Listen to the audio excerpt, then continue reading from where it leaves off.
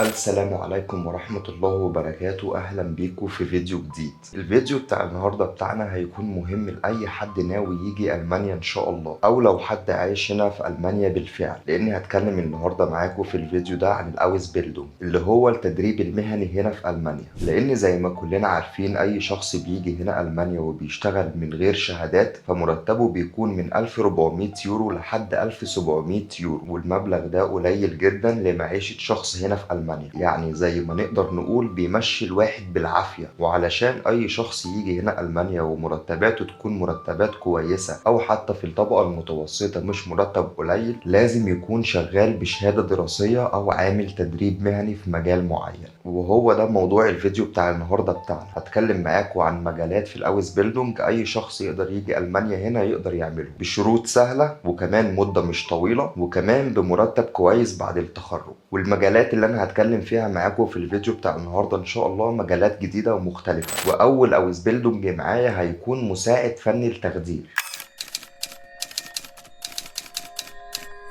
واللي الشخص بيتعلم فيها ازاي يدي مخدر للناس، وكمان ازاي يقدر يديهم مسكنات. ومدة الاويس بيلدونج ده بتكون من 3 سنين ل5 سنين. وفي المدرسة هيدرس كيمياء واحياء. وكمان الشخص اللي هيدرس الاويس بيلدونج ده هياخد مرتب شهري اثناء فترة الدراسة، واللي هيكون في السنة الاولى 1114 يورو، وفي السنة التانية المرتب ده هيزيد وهيوصل ل 1220 يورو، وفي السنة التالتة المرتب ده هيزيد وهيوصل ل 1320 يورو. والشهادة اللي انت محتاجها علشان تقدر تدرس الاويس بيلدونج ده هتكون الشهادة المدرسية الاعدادية. وبعد ما بتخلص الاويس بيلدونج ده بيبقى متاح ليك انك تشتغل في اقسام التخدير وفي المستشفيات العامة والمستشفيات الخاصة، وكمان في العيادات المختصة بالجراحة. والمجال ده عليه طلب كبير جدا هنا في المانيا. انما مرتبك بعد ما بتخلص الاويس بيلدونج ده وبعد ما تتخرج ان شاء الله بيكون من 2630 يورو ل 3850 يورو. وطبعا بيختلف على حسب المكان اللي انت شغال فيه، وعلى حسب صاحب العمل، وعلى حسب الولاية والمقاطعة وحجم المدينة اللي انت عايش فيها. تاني اويس بيلدونج معايا وهو ميكانيكي السيارات،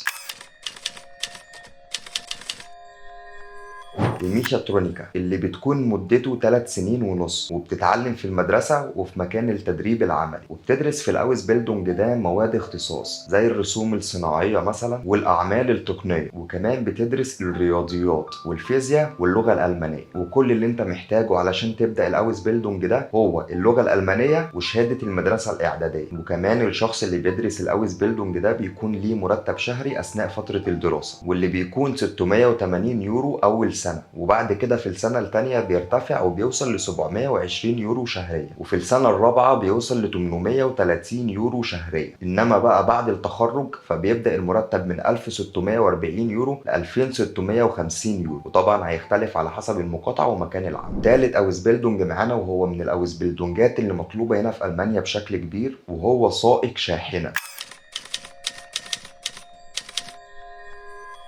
سواق يعني. ومدة التدريب المهني ده بتكون 3 سنين، والشخص بيدرس في المدرسة المهنية وفي مكان التدريب العملي. وخلال فترة الدراسة الشخص بيدرس تقنيات ميكانيكية وكمان بيدرس فيزياء. والشهادات اللي انت هتحتاجها علشان تعمل الاويس بيلدونج ده هتكون هي شهادة المدرسة الابتدائية او الاعدادية، بس كل ما شهادة المدرسة بتاعتك بتكون اعلى ده بيكون احسن. والشخص بياخد مرتب شهري خلال فترة الدراسة اللي هي ال3 سنين. والسنة الأولى بياخد من 480 يورو لحد 520 يورو شهريا، والسنة التانية بياخد من 570 يورو ل 940 يورو شهريا، وفي السنة التالتة بياخد من 640 يورو شهريا ل 1150 يورو شهريا. والشخص ده لما يخلص فترة الدراسة بتاعته ويتخرج فمرتبه بيبدأ من 1270 يورو لحد 2478 يورو شهريا، طبعا باختلاف الولاية وحجم المكان. والأويس بيلدونج الرابع معايا وهو مترجم،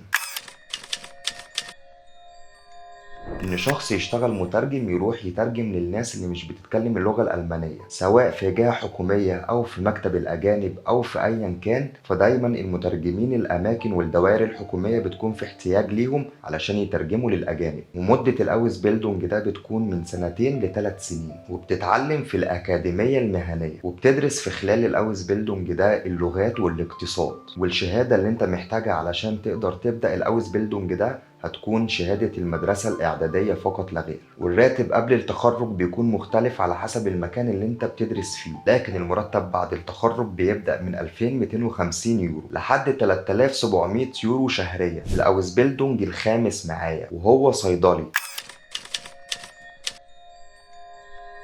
بائع في مجال الصيدلة أو بائع في صيدلية، وده أوزبيلدونج في المجال الطبي ليه فرص عمل كبيرة هنا جدا في ألمانيا، واللي بيكون مدة دراسته 3 سنين بس. وبتدرس في الأوزبيلدونج ده الرياضة والكيمياء واللغة الألمانية. والشهادة اللي أنت محتاجها علشان تبدأ الأوزبيلدونج ده هتكون الشهادة المدرسية الإعدادية. وبتدرس في المدرسة المهنية وفي مكان التدريب العملي. والراتب قبل التخرج في السنة الأولى بيكون من 720 يورو ل 960 يورو شهريا، وفي السنة التانية بيكون من 760 يورو ل 1108 يورو، وفي السنة التالتة بيكون من 813 يورو ل 1190 يورو. إنما بقى الراتب ده بعد التخرج فبيبدأ من 1900 يورو ل 2850 يورو شهريا. وبعد كده الأوزبيلدونج السادس معانا، واللي هو هيكون عبارة عن أوزبيلدونج مصور فوتوغرافي،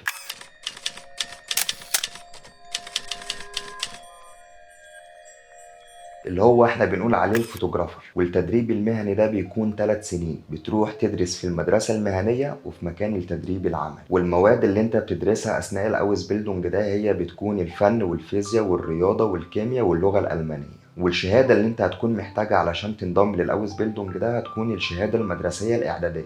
وزي بقية الأوزبيلدونج انت بتاخد مرتب أثناء فترة الدراسة، اللي بيكون في السنة الأولى من 240 يورو لحد 310 يورو شهريا، وفي السنة التانية بيكون من 260 يورو لحد 410 يورو شهريا. إنما في السنة التالتة بيكون من 290 يورو لحد 530 يورو شهريا. إنما بعد التخرج فالمرتب بيبدأ من 1870 يورو لحد 2950 يورو. الأوزبيلدونج السابع معايا وهو هيكون عامل مخبوزات، أو زي ما احنا بنقول عليه فران.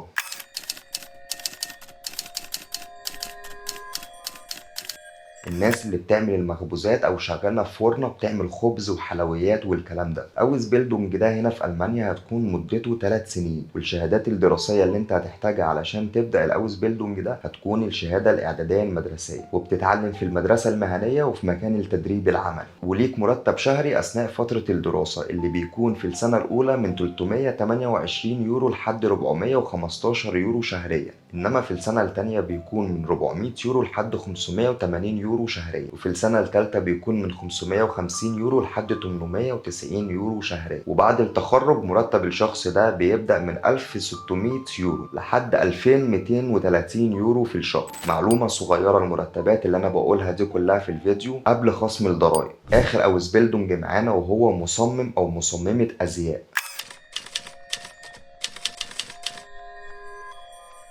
وهو عبارة عن أشخاص متخصصين بيصنعوا أزياء للملابس. ومدة التدريب المهني بتكون من 2 ل3 سنين، والشخص بيدرس في المدرسة المهنية وفي مكان التدريب العملي. وخلال فترة الدراسة الشخص بيدرس الفن والرياضة. والشهادة المطلوبة علشان الشخص يقدر يبدأ الأوزبيلدونج ده وهي الشهادة المدرسية الإعدادية. وبعد ما الأوزبيلدونج ده يخلص الشخص يقدر يشتغل في المعارض والمسارح وفي محطات التلفزيون وأقسام تصميم الملابس، وكمان في شركات الملابس. والمرتب بعد التخرج بيبدأ من 2570 يورو لحد 3950 يورو. طبعا المرتبات دي بتختلف على حسب المقاطعة وعلى حسب المدينة وعلى حسب حجم المكان اللي انت شغال فيه. اتمنى ان مجموعة المجالات اللي احنا اتكلمنا عنهم في الفيديو ده تكون فادتك. ودينا اتكلمنا عن 7 مجالات جديدة، وعرفنا ايه شروطهم ومدة دراستهم هتكون قد ايه، وكمان عرفنا مرتباتهم اثناء فترة الدراسة وكمان بعد التخرج. فانت لو ليك اي مجال معين عايز تستفسر اكتبولي تحت في التعليقات، وانا ان شاء الله برد على كل التعليقات. ومستني تعليقاتكم الجميلة يا احلى ناس. اشوفكم في الفيديوهات